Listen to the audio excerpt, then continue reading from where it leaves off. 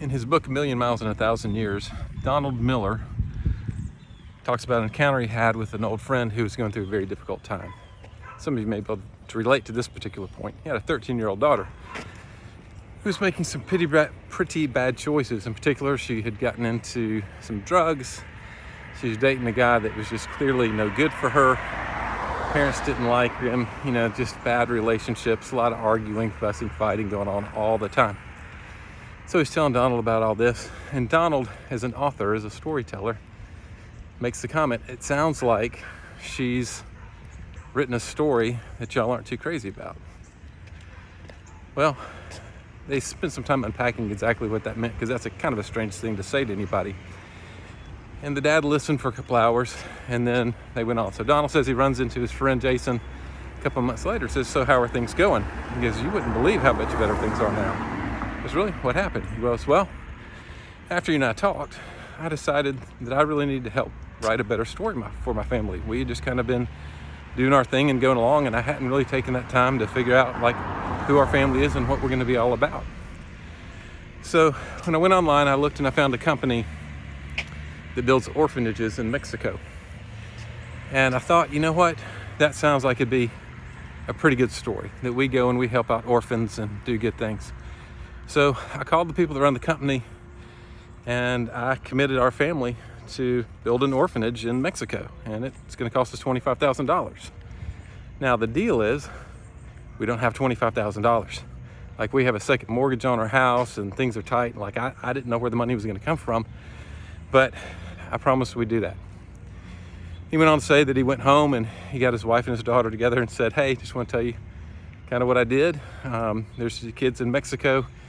He explained kind of what their life would be like, if the orphanage didn't exist, and how important it was for the orphanage to be there, and that they were going to commit $25,000 from their family to do that. He said he realized pretty quickly that he should have talked to his wife before he made that announcement or even made that decision, and that both his wife and his daughter got mad and left and went off into separate rooms and were not speaking to him, because his daughter realized that any allowance and money she had for anything was now committed to an orphanage instead of going to her.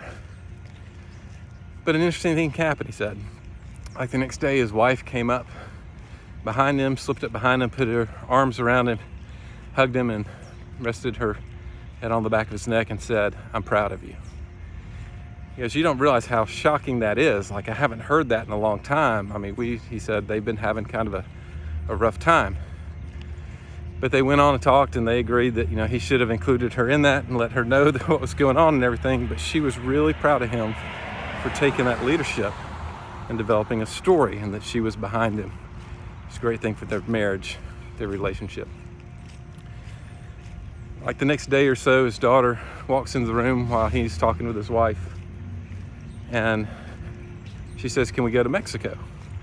They look a little surprised. Their daughter hadn't wanted to do anything with them for quite a while at this point. And they're like, well, why do you want to go to Mexico? She says, well, if we go to Mexico, then I can take some pictures, and I can post those pictures, and I can help raise some funds to make sure that we're able to build the orphanage. And so they talk about that. A little bit later, he and his wife are sitting in the bed chatting. And he said, my daughter crawled up in the bed with us. She hadn't done that in years, but she just crawled up in the bed between the two of us, just talking about the orphanage and what all she could do. It was an amazing moment. If nothing else happened, that would have been worth everything. A little while later, he goes into her room, and he notices that the picture of the boyfriend's not there anymore. It's so what happened to the boyfriend? And she said, well, he said a few things that she didn't like.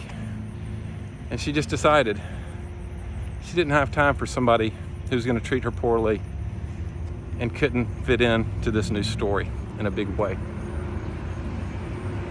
So the hindsight on all of that was he figured out a way to write a better story for his family than she'd written for herself. See, she'd written a story for herself that included kind of being rebellious and adventuresome and fighting with the parents and doing drugs and having the bad boyfriend and all that kind of stuff. But her dad found a story where she could be a hero, not a villain, not an antagonist, but she could be a hero, where she was raising money to help kids who would go without health care and food and love if she wasn't doing that. And that was a better story. And so the thing that we need to realize as parents is that everybody needs a story. Everybody's trying to find where they fit in to this world and into this life in a way that makes sense. And they would much rather be a hero than a villain.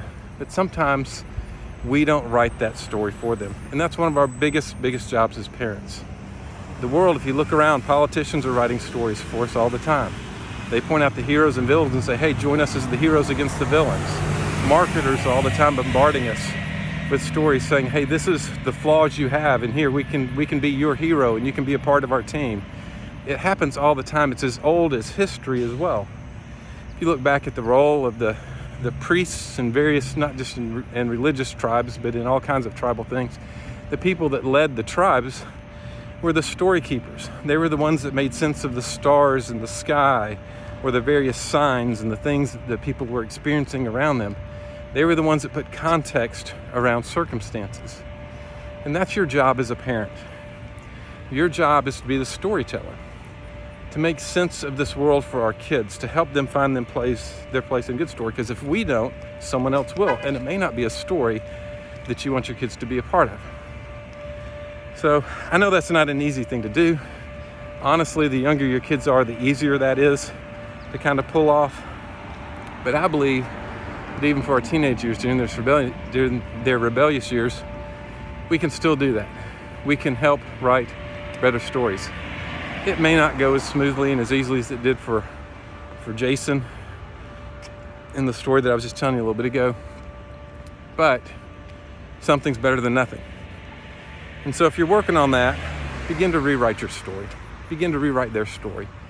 Find a bigger goal, a bigger picture than simply just survival, a bigger picture than just reducing the amount of conflict, a bigger picture than, just we're all living in this house, coming and going, and occasionally having a meal together. Find something that's compelling, something that inspires not just them, but inspires you, something you're willing to give your time and attention to, that you can bring them along board and to be a part of. So, as I wrap up this series, it wasn't intended to be necessarily serious, but just all these different thoughts related to parenting, I hope it's helped. If you want to go back and see some of these, they're all on my YouTube channel. You can check that out there. But more than anything else, hang in there. Parenting is not easy. Parenting teenagers is really, really hard, but it's really important because we are changing, the world through what we do with our kids. So if you want to go deeper, you want to know any more, just reach out to me. My name's Matt Jones. I'll help you any way I can.